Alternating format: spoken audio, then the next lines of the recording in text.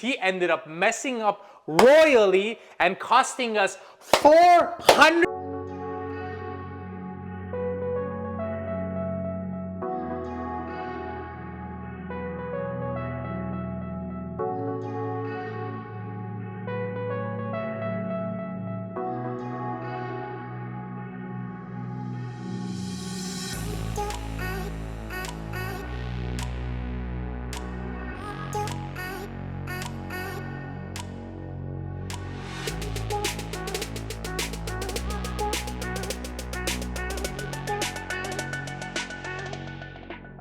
Welcome to this week's video where we're going to talk about small project updates, why I kicked someone off the job site again. It makes me feel really powerful when I do that.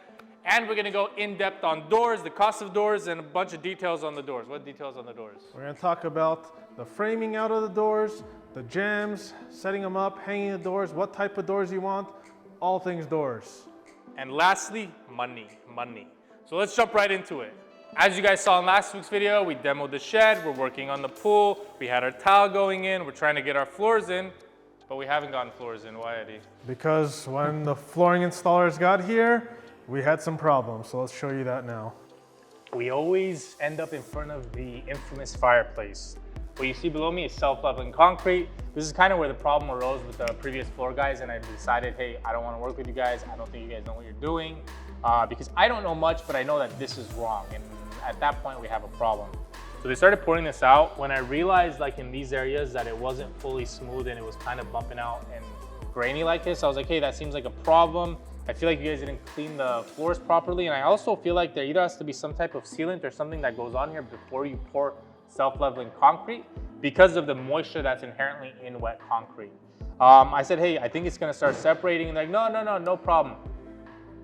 During that entire conversation, which took about 5 minutes, this is what started happening. I don't know if you guys can see this properly, but it basically started separating.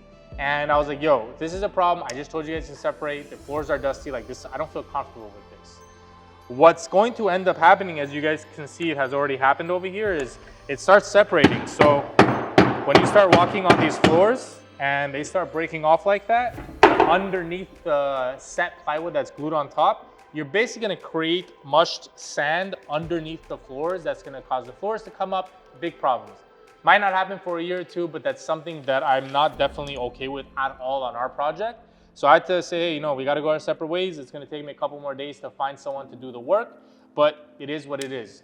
We ended up finding another vendor that's gonna come out actually in 2 days to start doing the floors, which kind of works out because our tile guys are wrapping up and they should be done on Thursday because we ran out of tile, which is our fault, but we'll talk about that in next week's video. So make sure you guys hit that subscribe button and that notification bell if you guys are ready to see some finished product because the bathrooms look really nice.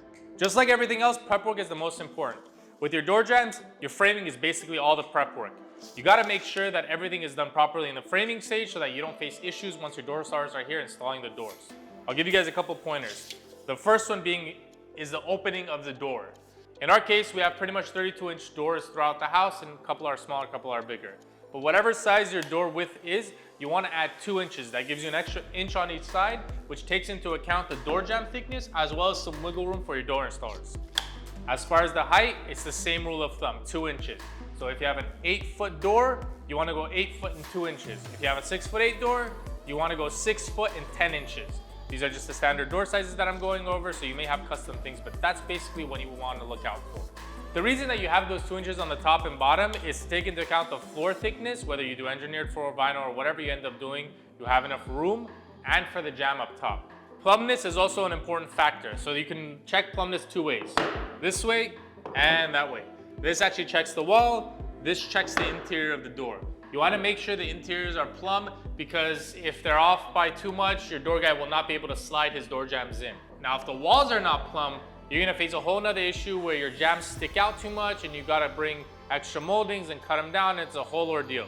Plumbness of the walls is very, very important. This is not only for the doors, but everything in overall. So you just want to make sure you do that in your framing stage. Now that you got that all sorted, we got to talk about picking the right doors for your house. So you have 3 choices for types of doors that you can pick. You have hollow doors, which are the cheapest doors. You have solid core doors, which means the inside is solid wood, or you have solid doors, which is the whole door is one-piece slab. Since we did white oak doors around our whole house, buying a whole white oak slab door would be very expensive. So we went with the next best option, which is solid core, which gives you good sound dampening and they look and feel really nice. And those are your 3 types of doors. So now that you picked which type of door you're getting, there's 2 types of doors that you can get. Paint grade, which is our front door, and stain grade, which is, this is a closet door. Yeah, nice for you to come out of the closet for us. So stain grade is a little bit more of an expensive material. It's kind of harder to deal with than the paint grade, but we thought the stain would look good throughout the house, so that's what we did. So now let's jump into hanging the doors. There's 2 ways to go. You either got them pre-hung or you got them in pieces. In our case, we got them in pieces and we learned an expensive lesson, which was you should not buy your jambs from the same place that you buy your doors, because you can get solid white oak jambs for the same price, well, actually cheaper than you can get the veneered ones, which is what Urban Doors was selling us. So if you get them pre-hung, it's a lot easier to find door stars. If you get them in pieces, it's a lot more difficult. You need someone that actually knows what they're doing.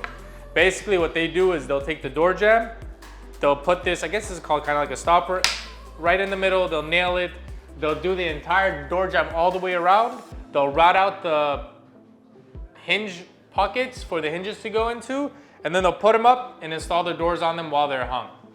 They use shims and stuff on the side to make sure everything's level and plumb. And you guys can see here, we have a sneak peek of our shadow moldings that's gonna go into the house. Once your doors are installed, you gotta kind of figure out the prep work of the doors, painting, staining, and the steps that go into it moving forward.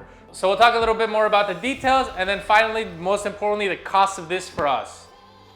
So one detail to pay attention to is when you put your flooring, you're gonna have to cut your jambs on the bottom here.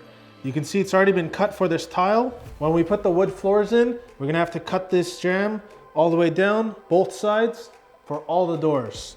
Now I'm showing you a little too much tile because that's for a different video. So we opted for 4 hinges on all of our doors instead of the standard of 3 hinges. We did that because we have 8-foot doors, which are taller than normal doors. They look a lot nicer, but we wanted to make sure they're really secure, so we added an extra hinge. So it even looks nicer to me, and it's more sturdy. Before we go into the prices, one more thing I wanted to mention was the fire rated door for our garage. So when you're entering the house, that door, it has to be a special type of door that has to be 20-minute or 30-minute fire rated. In our case, it's 20-minute. So that was a completely different door. So we just have a regular slab door there. With that said, let's go into the prices. So what we paid for all of our doors is $7,230.23.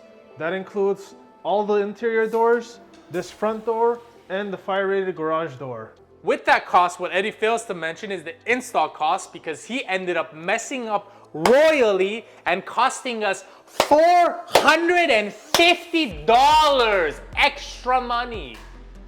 That's a lot of money, Eddie. Could have went to sushi a couple times with that. Basically, our door install cost was $400 for the front door, $220 for all the interior door, bringing us to a total of $4,360. We ended up spending an extra $450 on door jambs because we didn't properly get the explaining we wanted. And they cut them all up and we had to use new jambs. The benefit of that is we got solid slab white oak jambs, and they're much thicker, so they're 3/4 instead of the 5/8.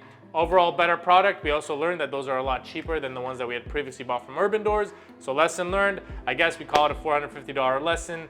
That brings our total to $12,040.23. That's for all the doors in the inside of the house. And I think we haven't really done a price update in a while now. So whatever the total number is, I don't even want to know. I just ordered kitchen appliances. I just ordered kitchen cabinets. Just 20,000 here, 20,000 there. With that said, the holiday season is approaching us and it's getting much more difficult for us to take time away from our families to come shoot these videos, along with dealing with all the subs and everything. So show us some support in the comment section. Hit that thumbs up button. Let us know that you appreciate these videos. That way we can spend more time on these videos, continue giving you a video a week right through the holidays without a stop. See you guys next week.